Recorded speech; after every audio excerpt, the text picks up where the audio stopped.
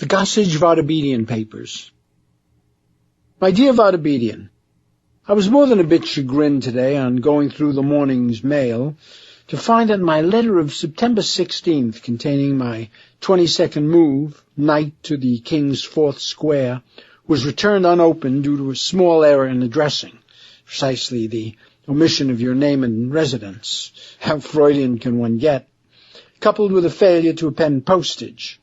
That I have been disconcerted of late due to a equivocation in the stock market is no secret, and though on the above-mentioned September 16th, the culmination of a long-standing downward spiral dropped amalgamated antimatter off the big board once and for all, reducing my broker suddenly to the legume family, I do not offer this as an excuse for my negligence and monumental ineptitude.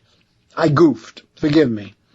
That you failed to notice the missing letter indicates a certain disconcertion on your part, which I put down to zeal, but heaven knows we all make mistakes. That's life and chess. Well then, the error laid bare, simple rectification follows. If you would be so good as to transfer my knight to your King's Fourth Square, I think we may proceed with our little game more accurately. The announcement of checkmate, which you made in this morning's mail, is, I fear, in all fairness, a false alarm, and if you will re-examine the positions in light of today's discovery, you will find that it is your king that lies close to mate, exposed and undefended, an immobile target for my predatory bishops.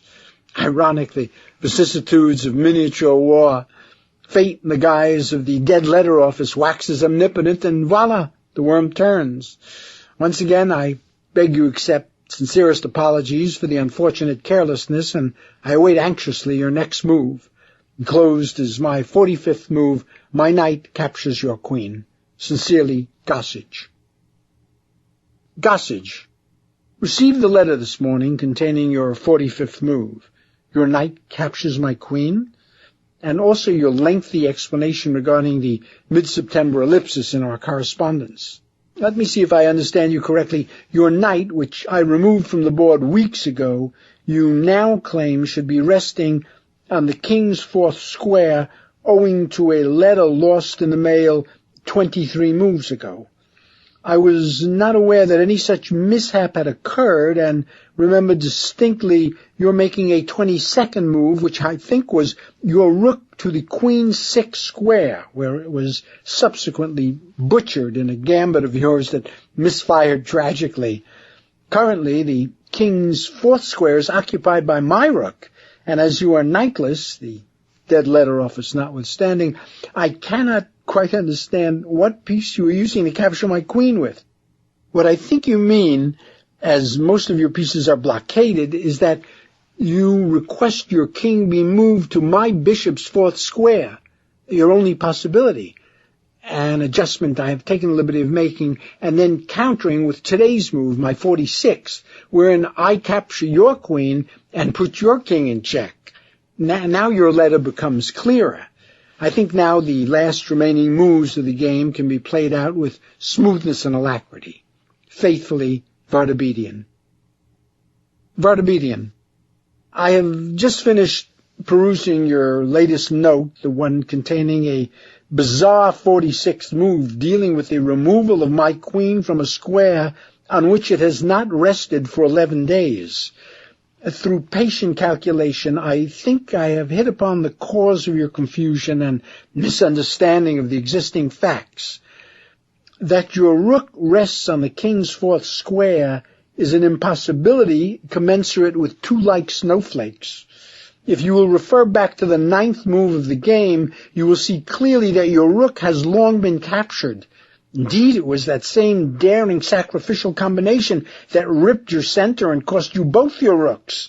What are they doing on the board now? I offer for your consideration that what happened is as follows. The intensity of foray and whirlwind exchanges on and about the 22nd move left you in a state of slight dissociation. And in your anxiety to hold your own at that point, you failed to notice that my usual letter was not forthcoming, but instead moved your own pieces twice, giving you a somewhat unfair advantage, wouldn't you say? This is over and done with, and to retrace our steps tediously would be difficult, if not impossible. Therefore, I feel the best way to rectify the entire matter is to allow me the opportunity of 2 consecutive moves at this time. Fair is fair. First, then, I take your bishop with my pawn. Then, as this leaves your queen unprotected, I capture her also. I think we can now proceed with the last stages unhampered. Sincerely, Gossage. P.S. I am enclosing a diagram showing exactly how the board looks for your edification in your closing play. As you can see, your king is trapped, unguarded, and alone in the center. Best to you, G. Gossage. Received your latest letter today, and while it was just shy of coherence, I think I can see where your bewilderment lies. From your enclosed diagram, it has become apparent to me that for the past 6 weeks we have been playing 2 completely different chess games. Myself, according to our correspondence, you more in keeping with the world as you would have it, rather than with any rational system of order. The knight move, which allegedly got lost in the mail, would have been impossible on the 22nd move, as the piece was then standing on the edge of the last file, and the move you described would have brought it to rest on the coffee table next to the board. As for granting you 2 consecutive moves to make up for one allegedly lost in the mail, surely you jest, Pops. I will honor your first move. You may take my bishop, but I cannot allow the second. And as it is now my turn, I retaliate by removing your queen with my rook. The fact that you tell me I have no rooks means little in actuality, as I need only glance downward at the board to see them darting about with cunning and vigor. Finally, that diagram of what you fantasize the board to look like indicates a freewheeling Marx Brothers approach to the game, and while amusing, this hardly speaks well for your assimilation of Nimzovich on chess, which you hustled from the library under your alpaca sweater last winter because I saw you. I suggest you study the diagram I enclose and rearrange your board accordingly, that we might finish up with some degree of precision. Hopefully, Vardebedian. Not wanting to protract an already disoriented business, I know your recent illness has left your usually hardy constitution somewhat fragmented and disorganized, causing a mild breach with the real world as we know it. I must take this opportunity to undo our sordid tangle of circumstances before it progresses irrevocably to a Kafkaesque conclusion. Had I realized you were not gentleman enough to allow me an equalizing second move, I would not, on my 46th move, have permitted my pawn to capture your bishop. According to your own diagram, in fact, these 2 pieces were so placed as to render that impossible, bound as we are to rules established by the World Chess Federation and not the New York State Boxing Commission. Without doubting that your intent was constructive in removing my queen, I interject that only disaster can ensue when you arrogate to yourself this arbitrary power of decision and begin to play dictator, masking tactical blunders with duplicity and aggression, a habit you decried in our world leaders several months ago in your paper on Desaad and nonviolence. Unfortunately, the game having gone on non-stop, I have not been able to calculate exactly on which square you ought to replace the purloined knight, and I suggest we leave it to the gods by having me close my eyes and toss it back on the board, agreeing to accept whatever spot it may land on. Should add an element of spice to our little encounter. My 47th move, my rook captures your knight. Sincerely, Gossage. Gossage. How curious your last letter was. Well-intended, concise, containing all the elements that would appear to make up what passes among certain reference groups as a communicative effect, yet tinged throughout by what Jean-Paul Sartre is so fond of referring to as nothingness. One is immediately struck by a profound sense of despair and reminded vividly of the diaries sometimes left by doomed explorers lost at the pole or the letters of German soldiers at Stalingrad. Fascinating how the senses disintegrate when faced with an occasional black truth and scamper amok, substantiating mirage and constructing a precarious buffer against the onslaught of all too terrifying existence.